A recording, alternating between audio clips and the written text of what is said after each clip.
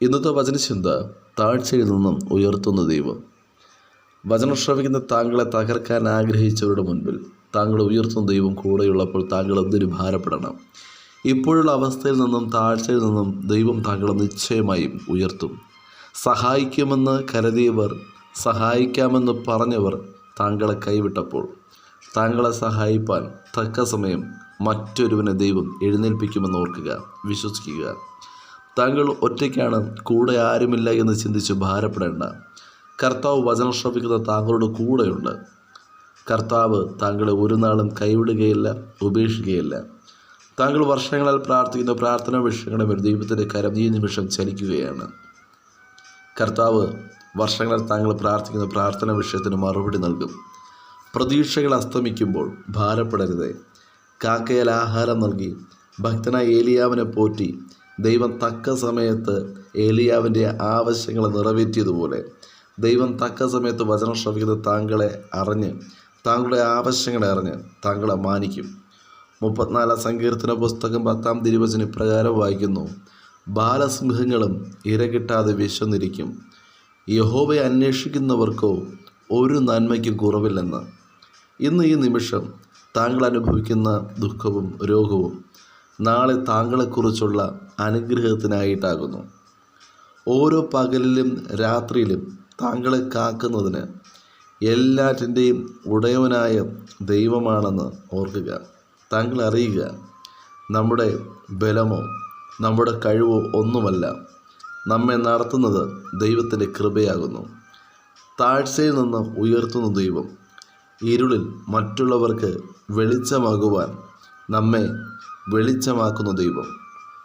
കർത്താവ് തൻ്റെ പരസ്യ ശുശ്രൂഷകാലത്ത് ഗിരിപ്രഭാഷണത്തിൽ വിളിച്ചു പറഞ്ഞു, നിങ്ങൾ ലോകത്തിൻ്റെ വെളിച്ചമെന്ന്. മറ്റുള്ളവർക്ക് നാം വെളിച്ചമേകണമെന്ന് കർത്താവ് ആഗ്രഹിക്കുന്നു. യെശയ്യാപ്രവചന പുസ്തകം 60-ാം അധ്യായം 1-ാം തിരുവചനം പ്രകാരം വായിക്കുന്നു: എഴുന്നേറ്റ് പ്രകാശിക്കുക, നിന്റെ പ്രകാശം വന്നിരിക്കുന്നു, യഹോവയുടെ തേജസ്സും നിന്റെ മേൽ ഉദിച്ചിരിക്കുന്നു. പലപ്പോഴും ഇരുളിൻ്റെ അനുഭവങ്ങൾ കടന്നു വരുമ്പോൾ വീഴാറുണ്ട്. എന്നാൽ എവിടെയാണോ വീഴുന്നത് അതേ സ്ഥാനത്ത് ദൈവം കരം പിടിച്ചുയർത്തും. വചനം ശ്രവിക്കുന്ന താങ്കളെ ദൈവം എഴുന്നേൽപ്പിക്കും. വീഴ്ചയുടെ അനുഭവങ്ങൾ കടന്നു വരുമ്പോൾ വിളിച്ചു പറയണം, ഞാൻ വീണാലും എഴുന്നേൽക്കും, കാരണം ഞാൻ വീണത് എൻ്റെ യേശുവിൻ്റെ കരങ്ങളിലാണെന്ന്. ഈ നിമിഷം ഭാരപ്പെടുത്തുന്ന വേദനയുടെ അനുഭവത്തിൽ താങ്കൾ കടന്നു പോകുമ്പോൾ, കണ്ണുനീരിലൂടെ കടന്നു പോകുമ്പോൾ കരച്ചിൽ നിർത്തി കണ്ണുനീർ തുടയ്ക്കുക. എന്തെന്നാൽ താങ്കളുടെ യാചനകൾക്ക് പ്രതിഫലം ലഭിക്കും. താങ്കൾ ഒറ്റയ്ക്കല്ല, യേശു താങ്കളുടെ കൂടെയുണ്ട്.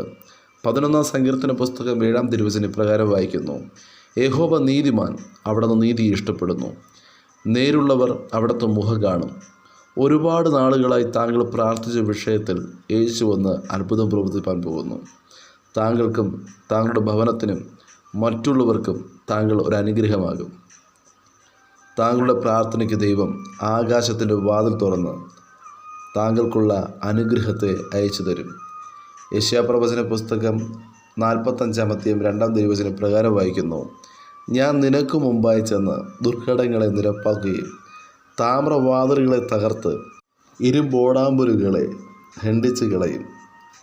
വചനം ശ്രവിക്കുന്ന പ്രിയ ദൈവജനമേ, പരിമിതമായ വിജയം ഈ ലോകത്തിൽ നിന്ന് പ്രാപിക്കുവാനല്ല, പൂർണ്ണമായ ജയം പ്രാപിപ്പാനാണ് ദൈവം നമ്മെ വിളിച്ചിരിക്കുന്നത്.